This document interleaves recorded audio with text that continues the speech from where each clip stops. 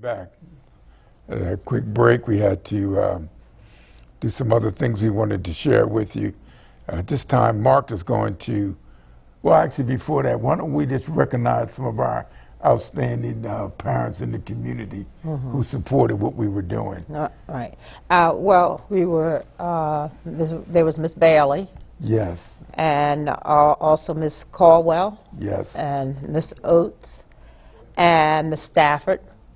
And also Miss Street. And they were instrumental in that PTA. Yes. And I know a lot of times you would have your PTA meetings, and they would come in, and they were very supportive of you. Yes, Then there was other times it was when things weren't going right. They had to spank me. Yeah, you would come home and you would say, but you knew you had to make a change. I had to step it up. Yeah, you had to step it up. Step it up, and they let me know that you're young, and we want some things going on in this community. Get that building open, keep it clean. You keep the young people off the street, and we're telling parents to support you. There's some other things that we wanted, and you're right. It was a great learning experience. That's right, for you, and so that's important for parents. Yes. To come into the building and speak to the administration. And, yeah, they did. And when they're doing good, you know, then that makes them feel good to know that. But when they're not doing good, then it's okay to come in there and let them know that. And, they sure did. Yeah, and voice your concerns, what it is that you want, and the changes you want to see.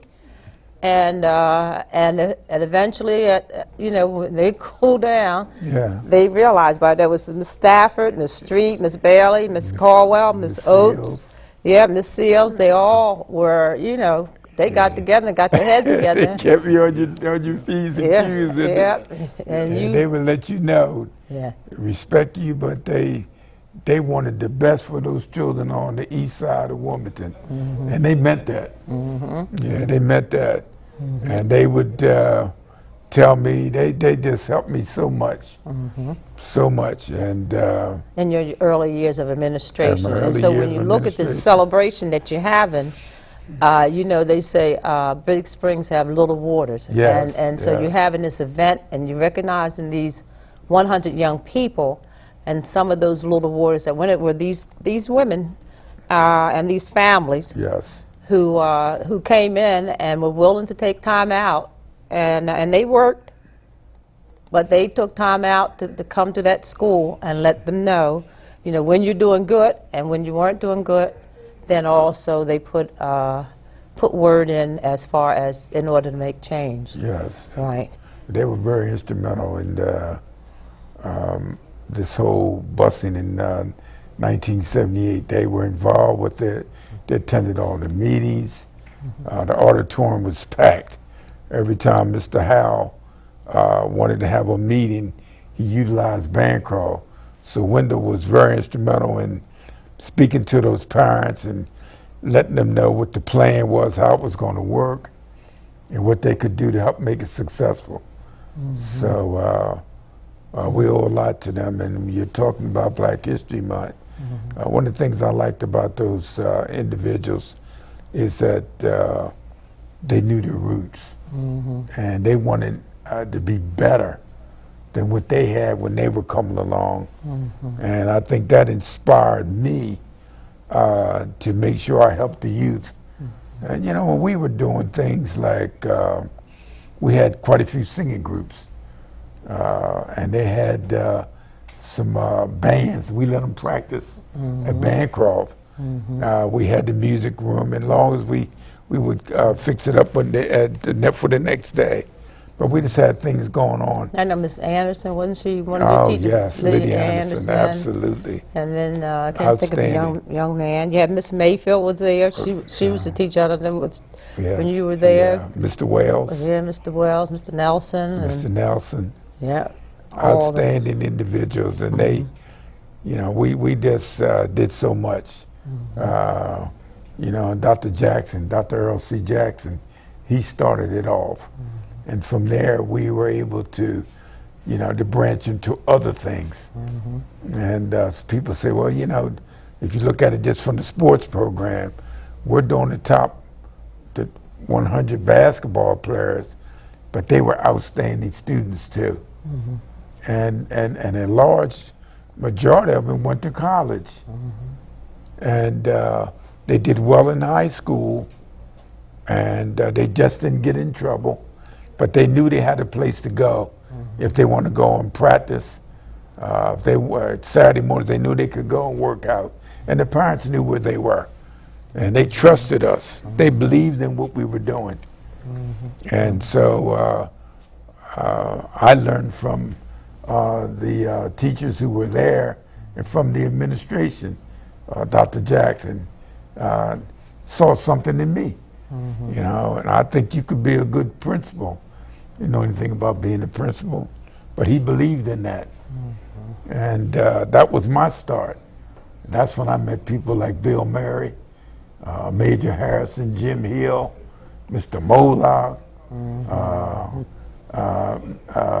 Azalea Briggs, Ari Harrison, the young lady that became the principal over to the Power Building. She was so nice, but her brother was Mr. Young, and she was your sorority sister. She was an outstanding teacher and principal. But we had those type of individuals on the east side of Wilmington who just took care of that neighborhood. And they would step to you when you were not doing what you were supposed to do. Loud, boisterous, using profane language. You didn't do that around those teachers. They built that respect, and they showed it to you. They gave it to you daily. And that's just something that I think why a lot of us made it, or why a lot of the students made it. They listened.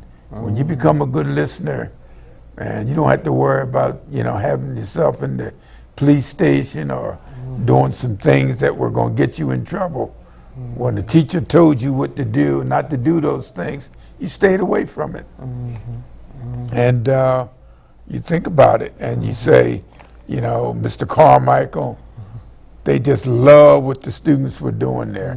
And Ms. Knotts, she was also Edith Knotts. Oh yes, she did a great job in administration. Lived right down in the on the east side in the neighborhood. Sure did. You're absolutely right. She was real good, and it was just so many great people who stayed, and they gave a good fight for what we wanted for the children there, and they believed in it. I mean, you know, you had early in the morning, 7:30, teachers were in their girls' club early in the morning. Early in the morning, they were doing things, and plus gave them breakfast, took them on trips, sending the children down to Howard High School to get your hair done, getting the young men's hair cut down at Howard High School. You know, you think about it now, Stan Waterman and all that group, they took care of those young people. We took care of them, and they came and gave it back when they finished high school. And while they were in their last 2 years of high school, you could get your hair cut. And that's what they used. Bancroft students, we could take them down there. If you did your work and did what you were supposed to do, we could help you. And I believe we saved a lot of lives doing that, and saved a lot of young guys from going to jail, and the young ladies, because, as Mark mentioned earlier, people, they believed in what was going on at that school. And it can be done again. It's just a matter of, you know, we talk about Black history, but everything we do is history.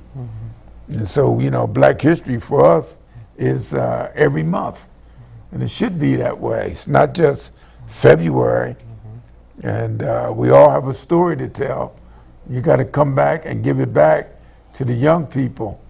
It might be a little more relevant the way they want it told to them, but we're constantly doing it.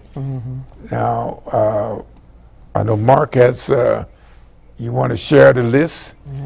Right. Look at the... And the event is When will it be? It's Thursday, February 23rd at 6:30 p.m. The event starts at 6:30, and from 6:30 to 7:15 is the social hour and food and beverages. Okay. And the program starts at 7:15 p.m. And we finish up around 8:30 p.m. Okay. I see your the list is there, or the agenda, and I see Chuck Durant is going to be speaking along with Norman Oliver. Okay, and let's look at some of those names on that list. Unbelievable, and many of those young people made All-State, went on and represented the high school that they played for. They did very well. Some of them were involved in All-State for track. It's just amazing. Just looking at that list, see old Jimmy Warren on there, smooth. Iceman. Iceman. Yeah, he was something else.